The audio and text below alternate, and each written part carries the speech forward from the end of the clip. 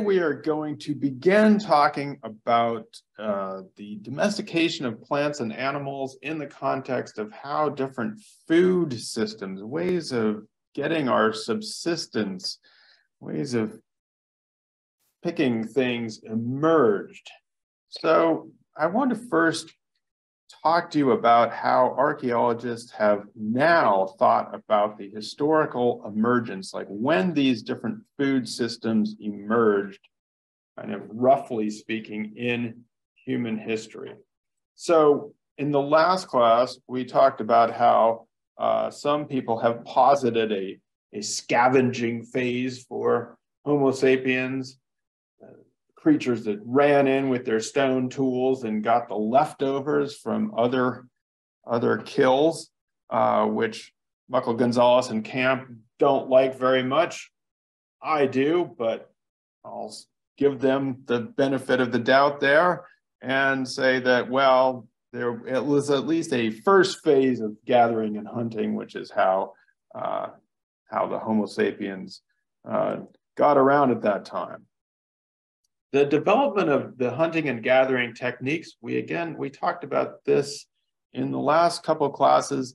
These are the ways in which it was an adaptable and sustainable strategy for Homo sapiens to spread out all over the habitable world and go into all these different environments and change it up and become what some people call the generalist specialists or the specialist generalists. We're able to shift our diet from high amounts of animal protein and back into almost vegetarian and vegan states in different parts of the world, and really change our culture and our tools to match those environments and get extremely well adapted to these environments.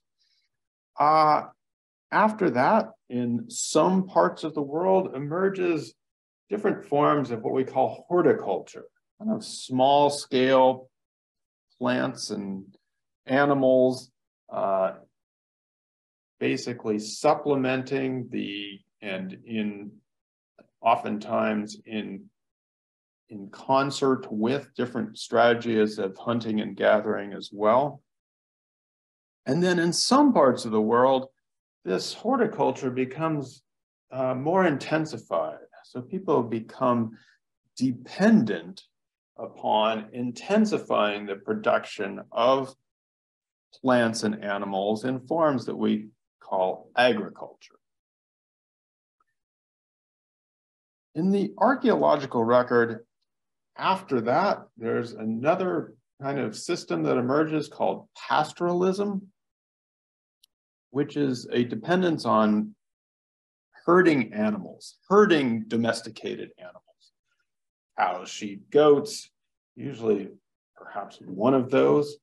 And the reason I've put the kind of double arrow here is because, for one thing, pastoralism emerges only after agriculture, and it also only emerges in trading relationships with societies in a relationship with agricultural societies. So although they can't really exist on their own with those animals, they exist kind of in a relationship with more agricultural societies. And what I'm trying to do here is kind of put these systems in a circle, you'll see, because I'm trying to get away from the idea that one system automatically leads to another. There are plenty of people who keep doing hunting and gathering, or combine hunting and gathering with horticulture, or they don't ever do anything like agriculture or pastoralism. And people transit back and forth between these systems over time. So there's not a necessary or progression here. This is simply the way in which they emerged historically over time, but it's not that every society that develops horticulture is automatically going to start intensifying that and trying to plow up the land and make it more and more and more. So this is what we see as we look at the agricultural record, or I mean at the emergence of food systems over time. Now, the reason I am putting this up first and putting this like this is what I want you to have in your notes as the ways in which this system's developed. Because what I'm about to show you is something that is embedded in our heads or embedded in our pop culture ideas, but I actually don't want you to write it down because you already know this. You may not know that you know it, but it's a sort of an old idea that still underlies what many of us think about the way human society worked. Oh, I should say that today and on Wednesday, we're going to be concentrating on this transition period, or how people went from wild plants and wild animals into more domesticated plants and animals. So what we used to think about society, and like I said, is still very much embedded in our thoughts, although we may not always recognize it. We used to think, of course, and we've talked about this before, that we began in this stage of man the hunter, those big guys going out with spears to hunt on the African savannah, and that as man the hunter progressed, it turned into man the herder. And now man has conquered those animals and is herding them up and is riding the animals, is in control of the animals. And that from there, we go to man the farmer, because maybe herding man has herded up all those animals, and now the animals are pooping everywhere, and the plants are growing, and the farming is going, and we're getting better and better because man is now settling down and farming, leading finally to civilized man and science and art and PowerPoint, and it's just better and better. And so there's a couple things that I would like you to recognize about this. One is the predominance of man, and they were not talking about humans, they were just talking about the idea of a progression of man. The other part of this is the idea that history moves in a progressive direction, that things are getting better and better with each stage of society. So this is known, Jared Diamond will call this the Progressivist Line, and it's a very old line. In fact, as Diamond is quoting, the philosophers have traditionally regarded, this is man in a state of nature, have traditionally regarded this life as nasty, brutish, and short. Remember, does anybody know who gave us the phrase nasty, brutish, and short? Life in a state of nature is nasty, brutish, and short. I say this because my son is in Global 10A, and they just read this selection. So I'm wondering if in high school you were taught this, that life is nasty, brutish, and short in a state of nature. Diamond doesn't cite the philosopher who actually gave us this. No takers. Thomas Hobbes from the 1550s or so. So this is like an ancient idea. This is like a 500-year-old idea that still, in fact, like I says, underlies a lot of our ideas about the world. So in the last couple classes, we've been focusing on this man the hunter stage, and we've been talking about how we need to revise and reject some of our stereotypes about man the hunter. And I hope by now we are much more secure in being able to talk about the gathering and hunting techniques and the importance of women and all genders in those societies. That was our last couple of classes. In this class, we're going to talk about Jared Diamond's article, "The Worst Mistake in the History of the Human Race," because it represents, or it summarizes a trend in archaeology. And by the way, Jared Diamond is not an archaeologist. He began his scientific life as an ornithologist, or someone who studied birds. And this was really one of his first ventures.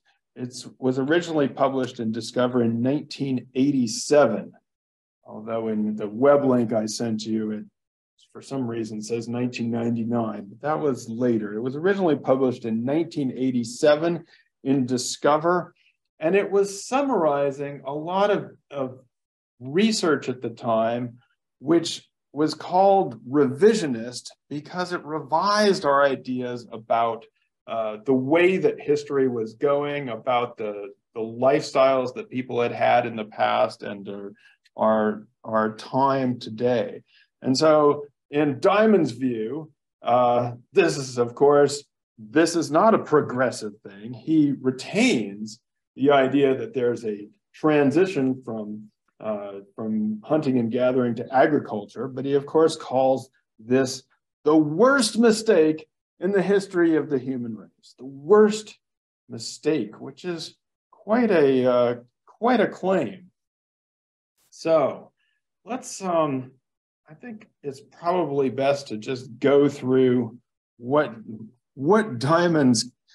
is the evidence, or what Diamond says for the claim that this made about being the worst mistake. I guess I will say before I did this, I've taught this article on and off for many years in the past, and around the first time I was teaching it around 2001-ish or so, students were much more optimistic about the world. They hated this article, hated. They were so mad at it. One student was like, I mean, it was just an optimistic time, I guess. And then one student wrote a whole essay on how humans going to the moon was like a big fuck you to Jared Diamond. You know, it's like, no way, this agriculture was the greatest thing. So people hated this article in the past. I feel badly because there's such an era of pessimism that everybody's like, oh, yep, that's what did it, I guess. Agriculture, we're doomed. And now we're just in more and more trouble. So I think that, in the next class on Wednesday, we're going to be trying to go beyond some of this polemic. But for now, we'll just note that what Diamond was trying to do was speak in very maybe polemical or exaggerated terms, because this other point of view, the progressivist view, was so embedded in people's lives and people's heads. And like I said, in the old days, I used to have to fight hard to get people to even recognize that agriculture might have had some disadvantages. So we'll break this down into a few categories and contrast what Diamond, and for the most part, it also agrees with much of what Muckle, Gonzalez, and Camp tell us about the advantages, disadvantages, the trade-offs between hunting and gathering and farming. So we'll talk about it in terms of diet, in terms of disease, because we all like to talk about disease and epidemics these days, and then social structure, what it does to our social life. So in terms of diet, although it's sometimes surprising to people, hunters and gatherers, because they are often mobile, they rely on many different things seasonally, and have less processed food in their diets, have a much more varied diet than we do today, with often higher levels of protein and more nutrients. When it comes to societies that rely on agriculture, they tend to rely on a more carbohydrate-based diet, and oftentimes start to rely on one particular crop, what is called monocropping. And you can look at this in different areas of the world and kind of see it in action, that in different societies, they will either rely on wheat or rice or potatoes, something that that delivers a lot of calories and a lot of carbs, but becomes so much a part of daily life that it becomes almost equivalent to food itself. So some of the main ones: rice, corn, potatoes, and the products that we make out of those. Diamond gives us a provocative archaeological evidence, some forensic archaeology here that talks about in areas in which people transitioned from hunter-gatherer lifestyles, their average height tended to be taller, and that in some of these places, when they switched over, their heights crashed. They went from 5'10" or something to 5'2", 5'3". And so this is usually an indication that people are having less good health effects. And it is also related to the fact that in terms of how people are in terms of hunger, of course, in most hunter-gatherer societies, there will be times that are leaner than others, that are more, when people have to scrounge around more, you might say. But in terms of all of the major famines in which people have starved, that almost always occurs in an agricultural society. And again, it's related to the idea of monocropping. If you become dependent on one single crop, the Irish potato famine, and that crop fails, then it's more likely to lead to starvation. Now, I will just say that at the time that the height and the skeletons thing came out, there was a lot of evidence for that. More recent studies have said it tends to be varied in different areas. In some areas, the heights didn't change as much, and in some areas, people may have developed actually better nutrition. So, but at the time, the people were pretty excited about this discovery, and it was rather dramatic where it occurred. In terms of disease, of course, there are diseases in hunting and gathering societies, but if you have a sparse population, there's less opportunity to spread from either one society or within a society, whereas in agricultural societies, there's a couple things that amplify disease. One of them is our close contact with domesticated animals and the kinds of things that when people are in very close quarters with domesticated animals, many of our poxes and various transmissible diseases jump back and forth between us and our domesticated animals. And of course, the density of population and the ways in which people are in much closer contact with each other. As I've said over the past couple of years, we've been learning all about this and the importance of social distancing and being able to not be so close to each other and so close to our domesticated animals and even our non-domesticated ones, as COVID is now in, I think, at least 13 or 20 wild animal populations. So it'll probably come back to us in a different form. In terms of social structure, of course, there are going to be differences in hunting and gathering societies, and obviously differences of power, authority, prestige. But in most hunting and gathering societies, they tend to be relatively egalitarian because you can't store wealth. There's nothing that you can have over time where you can have as your private property and keep away from others.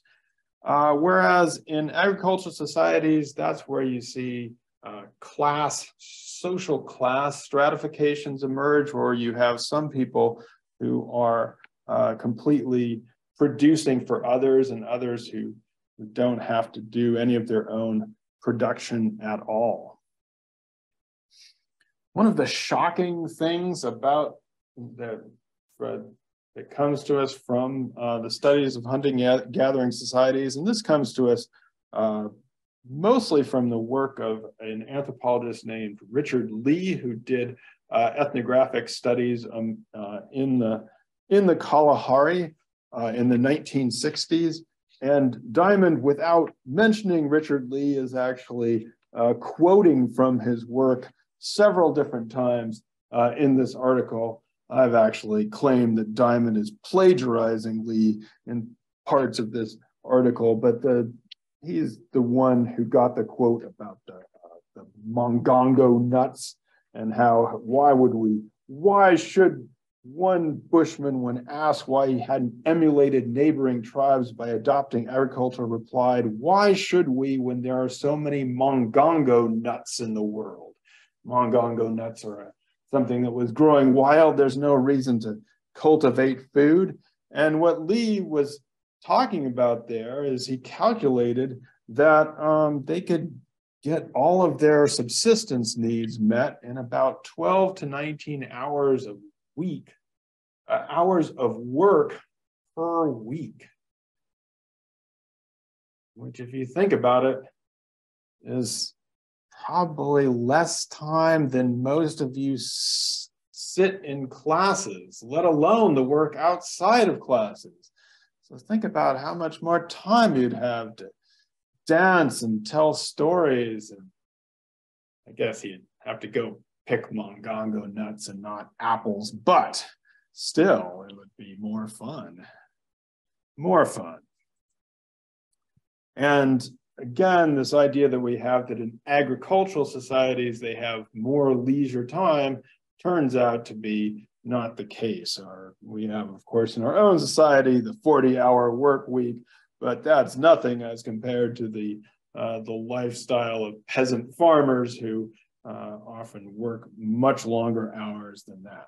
So in terms of being able to fulfill basic subsistence needs, basic needs of food and shelter, it seems like most hunting and gathering populations can do that with relatively less work, and thus leading to more time for dancing and storytelling and art.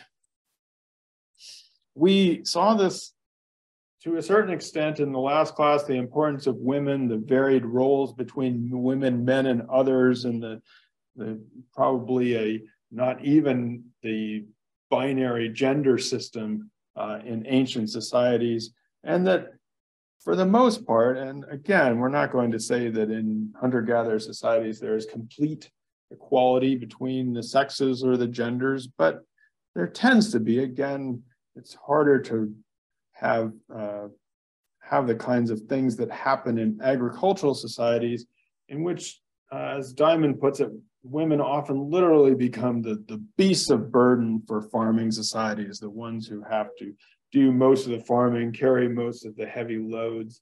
Also often increases the number of children because you are sedentary, and so you can have a child every 2 years, as opposed to the mobile hunter-gatherers in which child spacing tends to be more like every 5 to 7 years.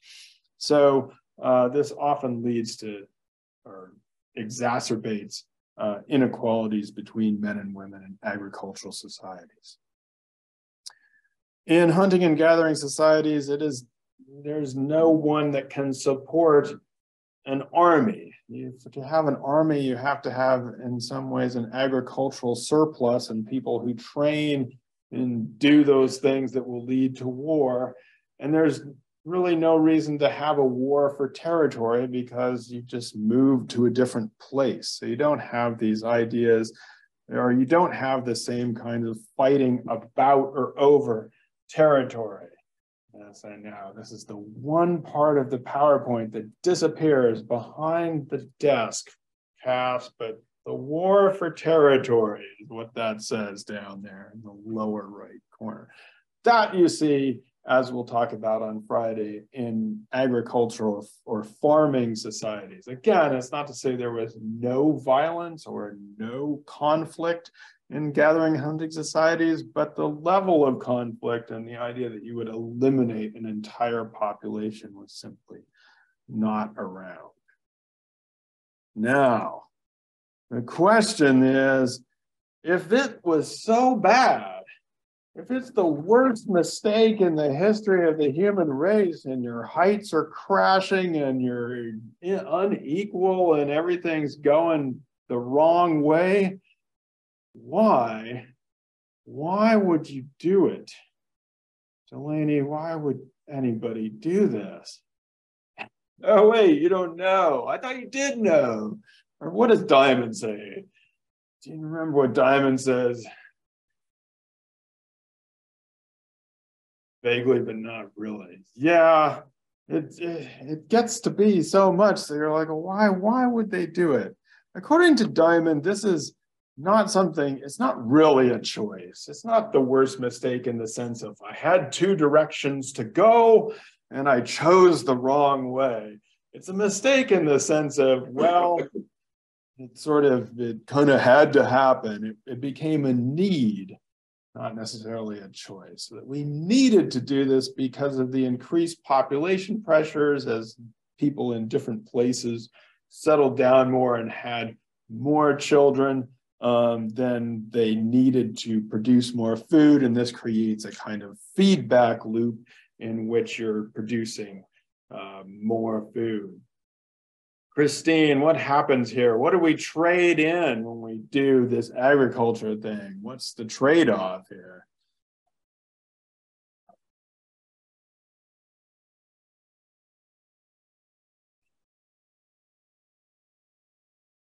Yeah, the quality of our health and the quality of our food goes down, but what do we get? What do we get then? Why would we trade all that quality away? You know, we get quantity. So the trade is you get more quantity, but you trade in your quality. And so the idea is in certain places, the population increases, you need more, and so you get more food, the quantity, even though the quality is worse. And in Diamond's view, the people who adopt agriculture then go in and drive out the others. So, you know, it says, there was this great line where he says that you can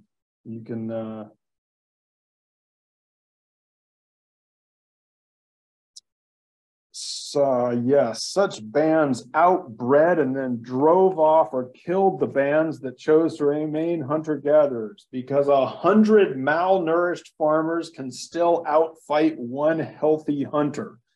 The idea is you have 100 poor, scurvy, half-starving farmers, but you can still drive off that one healthy hunter-gatherer. They can't make it.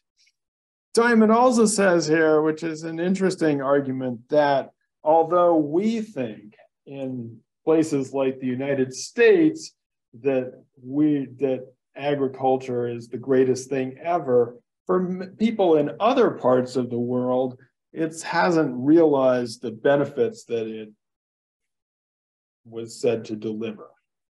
So he says that to people in rich countries like the US, it sounds ridiculous to extol the virtues of hunting and gathering, but Americans are an elite dependent on oil and minerals that must often be imported from countries with poorer health and nutrition. If one could choose between being a peasant farmer in Ethiopia or a gatherer in the Kalahari, which do you think would be the better choice?